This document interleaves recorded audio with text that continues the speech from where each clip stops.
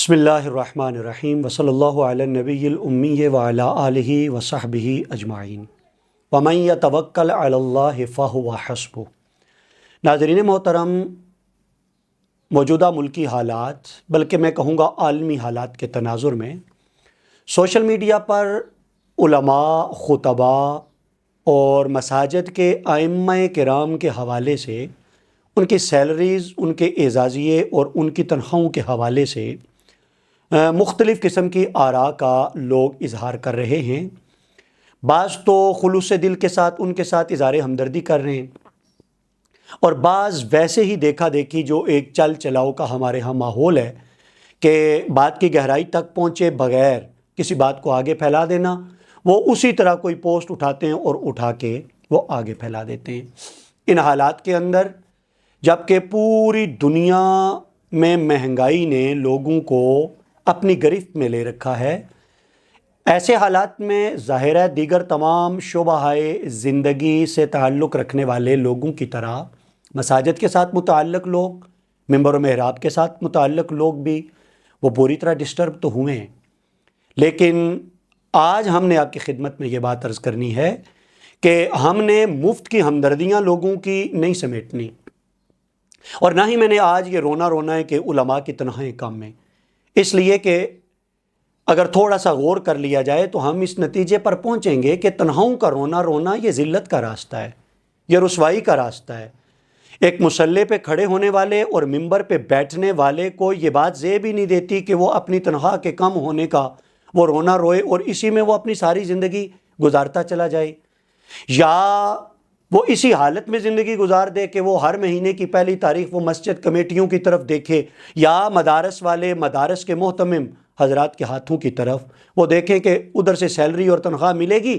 اور ہمارا نظام چلے گا، اور پھر وہاں سے بھی تنخواہوں کے نام پر ان کا معاشی استحصال کیا جائے اور اس کا سلسلہ وہ پوری شد و مد کے ساتھ وہ رواں اور روا رکھا جائے۔ ایسے حالات میں ہمیں ایک ایسے راستے کی تلاش کرنی ہے جو عزت کا راستہ ہے، جو وقار کا راستہ ہے، جو ڈگنیٹی کا راستہ ہے،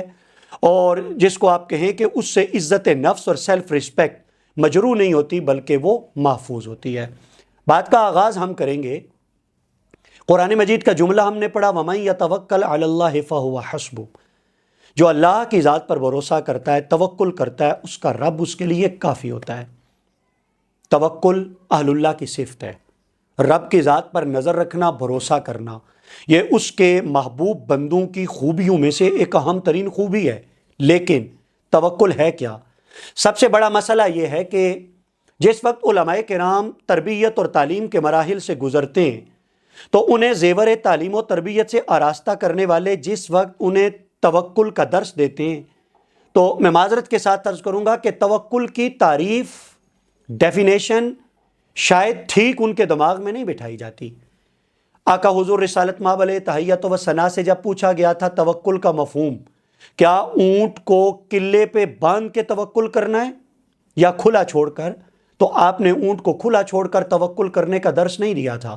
آپ نے توکل کا درس یہ دیا تھا کہ پہلے حفاظتی تدابیر اختیار کی جائیں، یعنی پہلے یہ کہ اسباب و وسائل اختیار کیے جائیں، اور پھر اس کے بعد اسباب و وسائل پر اعتماد نہ کیا جائے بلکہ توکل اور بھروسہ رب کی ذات پر کیا جائے۔ یہ ہے توکل کا اصل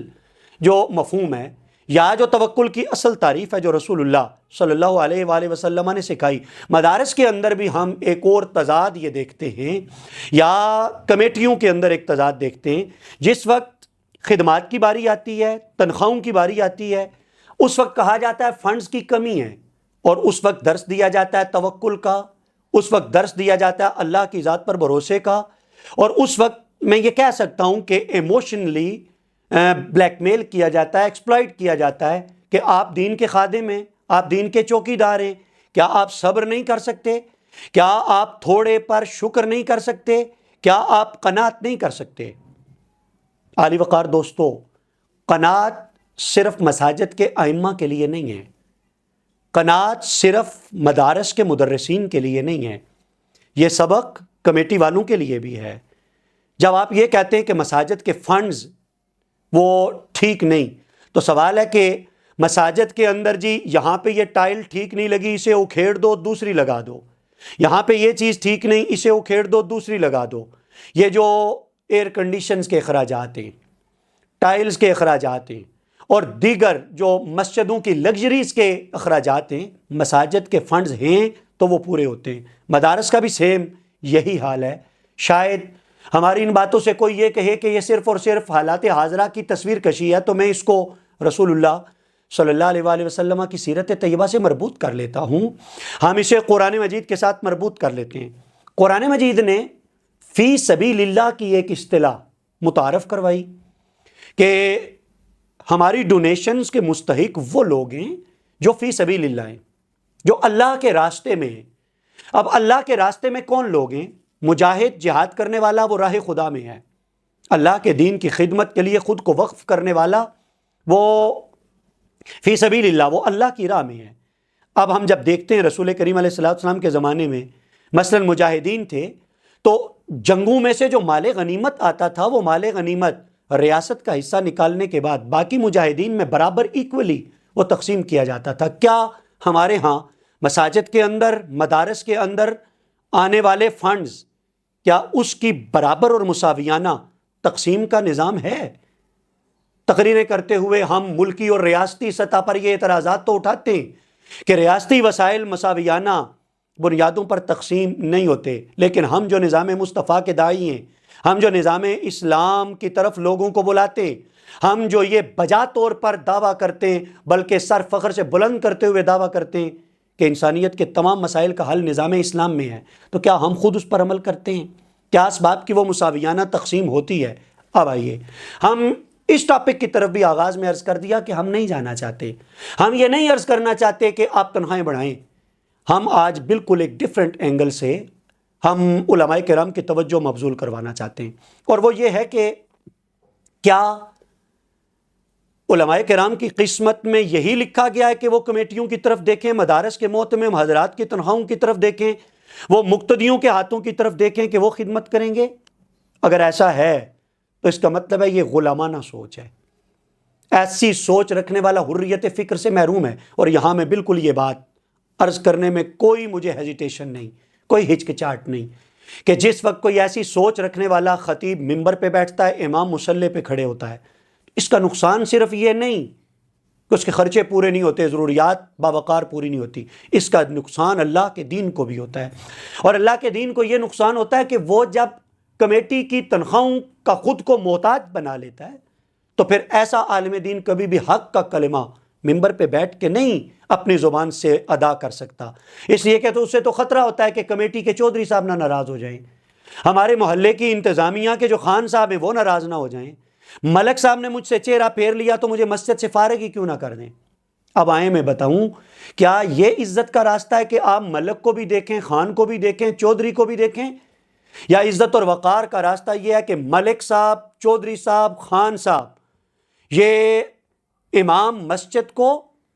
خطیب کو، وہ اس کو دیکھیں کہ اگر ہم نے کہیں نظروں میں گستاخی پیدا کی تو کہیں ہمارے خطیب صاحب اور امام صاحب ہمیں جواب دے کر کے نہ چلے جائیں۔ لیکن خطیب صاحب اور امام صاحب کو اس لیول تک پہنچنے کے لیے اپنی خودی کو، اپنی عزت نفس کو سنبھالنا پڑتا ہے۔ اب وہ عزت نفس کیسے بچائی جائے، خودی کیسے محفوظ کی جائے؟ یہاں تاریخ کے اوراق سے چند حوالے خاص طور پر علماء کرام کے لیے بھی، مساجد کی کمیٹیوں اور مدارس کے معتمم حضرات کے لیے بھی۔ ہم جب بخاری شریف پڑھتے ہیں تو کیا امام بخاری کے اساتذہ، وہ جو سند حدیث ہوتی ہے، حدثنا فلاں فلاں فلاں، کیا اس میں حدثنا خالد الخزاع کا لفظ نہیں آتا؟ عربی زبان میں خزاع کس کو کہتے ہیں؟ اگر یہ ایک پیشہ ہے، جو جوتے مرمت کرنے والا ہے اس کو خزاع کہتے ہیں عربی زبان میں، اگر یہ ایک پیشہ ہے تو خالد الخزاع کیوں ہے وہ؟ قدوری شریف فقہ کی معروف کتاب ہے، مختصر القدوری، قدوری کے مؤلف امام قدوری، انہیں قدوری کیوں کہا جاتا ہے؟ اس لیے کہ وہ مٹی کے برتنوں کا کام کرتے تھے۔ اسی طرح گرامی المرتبت دوستو، چلیں یہ تو دو بہت چھوٹے لیول کی ہستیاں ہیں انبیاء کرام کے مقابلے میں، کیا قرآن مجید نے حضرت داؤد علیہ نبینا علیہ السلام کا پیشہ بیان نہیں فرمایا کہ وہ زریں بنایا کرتے تھے، اور زریں بنا کر کے وہ اپنے لیے روزینہ حیات اور معاش کا اہتمام وہ کیا کرتے تھے؟ یہ جو مدارس کے اندر ایک سوچ پیدا کی جاتی ہے یا علماء کے دماغ میں یہ بات ڈالی جاتی ہے کہ تم جب مصلے سے وابستہ ہو گئے ہو تو تم نے کوئی اور کام نہیں کرنا، تم کوئی اور کام کرو گے تو مصلی بے وقار ہو جائے گا، تم کوئی اور کام کرو گے تو پتہ نہیں تم دنیا کی محبت میں دھنس جاؤ گے، اور تم اور کوئی کام کرو گے تو تم دین سے دور ہو جاؤ گے۔ یہاں بالکل اعتدال کی بات اگر میں نہ کروں تو بددیانتی ہوگی۔ ہمیں اعتدال کے ساتھ اس فکر کو آپ تک پہنچانا ہے، اور اعتدال کا مطلب یہ کہ خطیب اور امام، ہم نہیں کہتے کہ وہ مصلی کی ڈیوٹی کو پامال کرے، مصلی کے تقاضوں کو مجروح کرے اور وہ مال اور روزی اور رزق کمانے کے لیے، دولت کمانے کی خاطر وہ نکل پڑے۔ اعتدال، اگر کوئی شخص عالم دین مصلی کی ڈیوٹی نبھاتا ہے، ممبر کے تقاضوں کو پوری کرنے کی اللہ کے فضل سے کوشش کرتا ہے،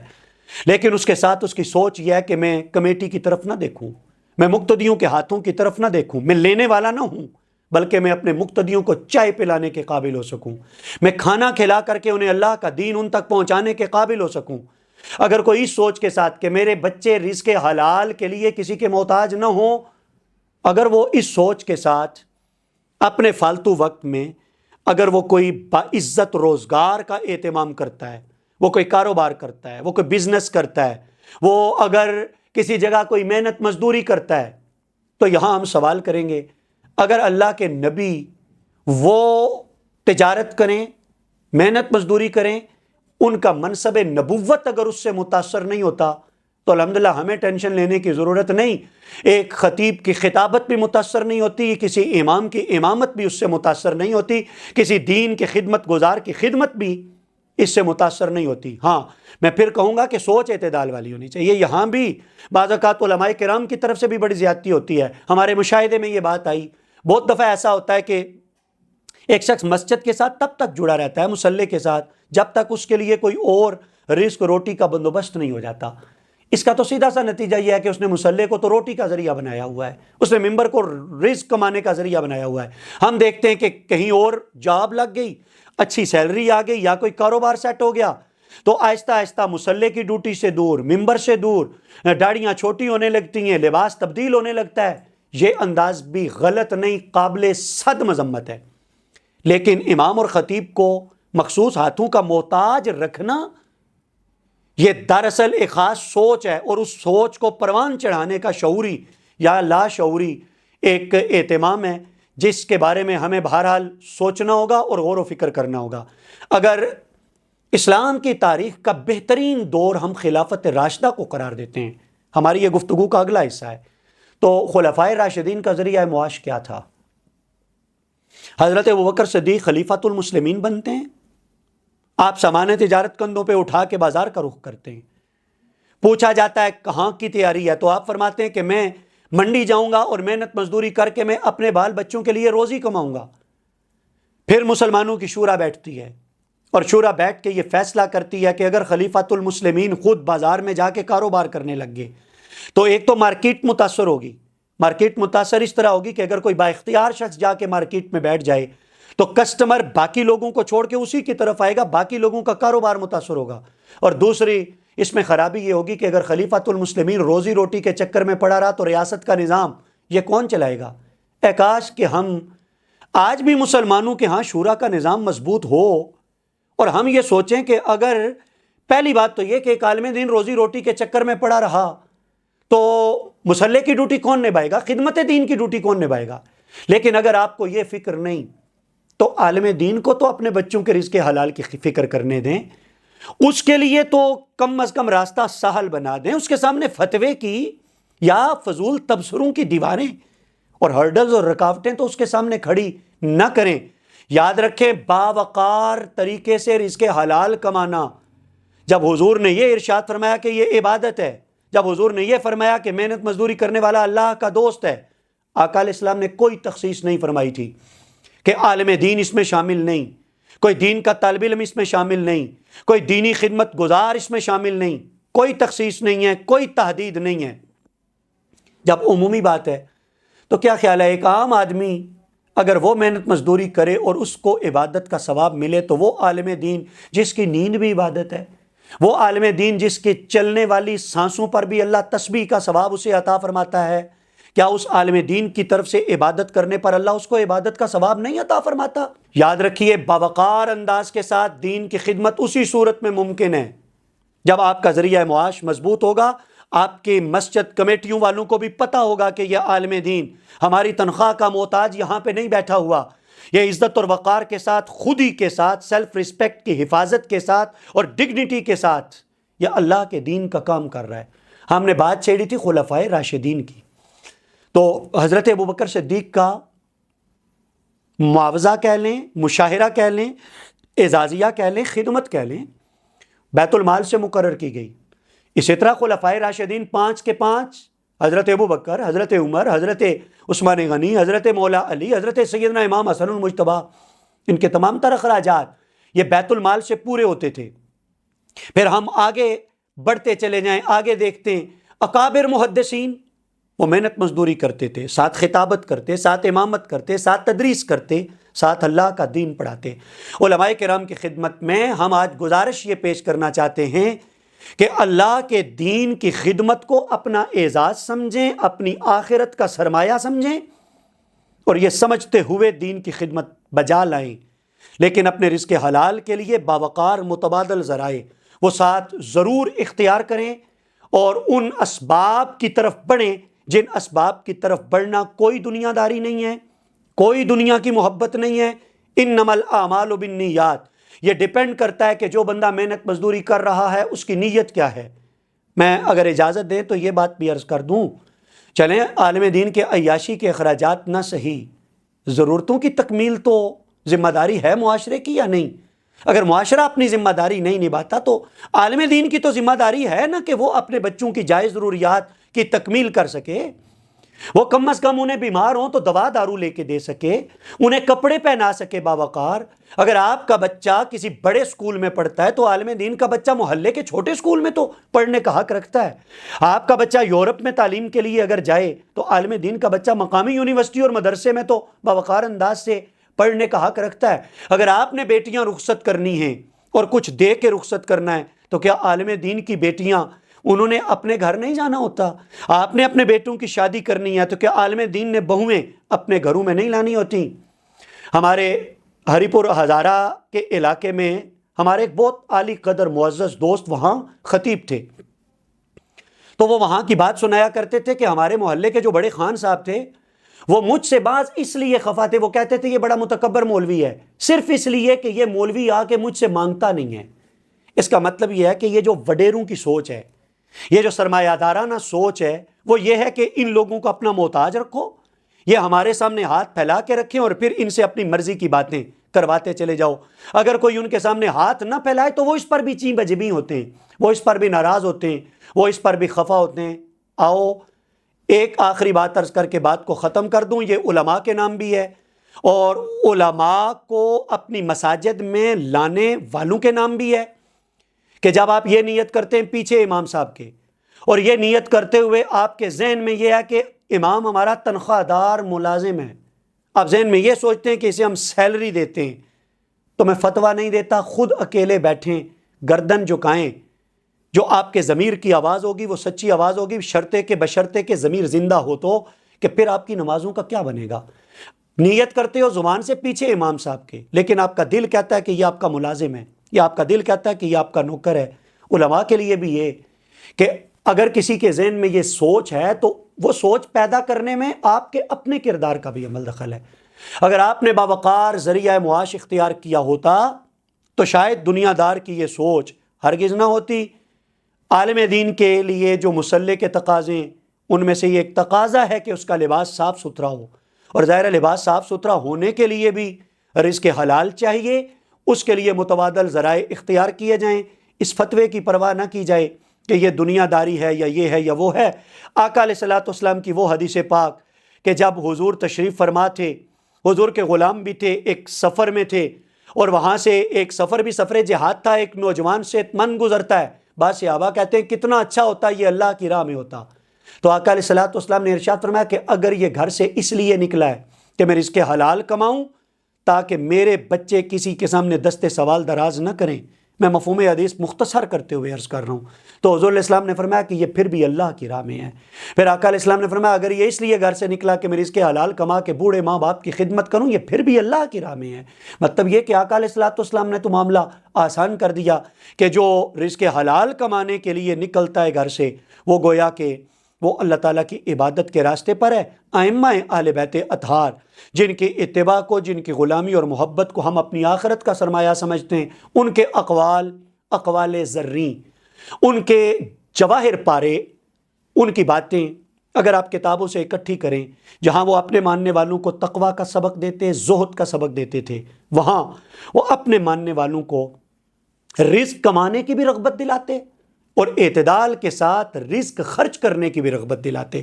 اور وہ یہ سمجھایا کرتے تھے، وہ یہ سکھایا کرتے تھے کہ رزق بڑی امپورٹنٹ چیز ہے، مال بڑی امپورٹنٹ چیز ہے اگر یہ اللہ کی رضا کا ذریعہ ہو تو، اس لیے اس مال کو حفاظت کے ساتھ استعمال کرو۔ مقصد ان کا بھی یہ تھا کہ تاکہ بندہ باوقار انداز کے ساتھ اللہ کی عبادت بھی کر سکے اور دین کی خدمت بھی کر سکے۔ ناظرین محترم، بہت ساری باتیں اس ٹاپک پر کی جا سکتی ہیں۔ آخر میں پھر ایک بات کہ علماء کرام محنت مزدوری ضرور کریں، لیکن مسلح کے ساتھ جڑے رہیں، اسی فرمان رب ذوالجلال کو ذہن میں رکھتے ہوئے وَمَن يَتَوَكَّلْ عَلَى اللَّهِ فَهُوَ حَسْبُهُ، جو اللہ کی ذات پر توکل اور بھروسہ کرتا ہے، اللہ اس کے لیے کافی ہوتا ہے۔ وآخر دعوانا ان الحمد للہ رب العالمین۔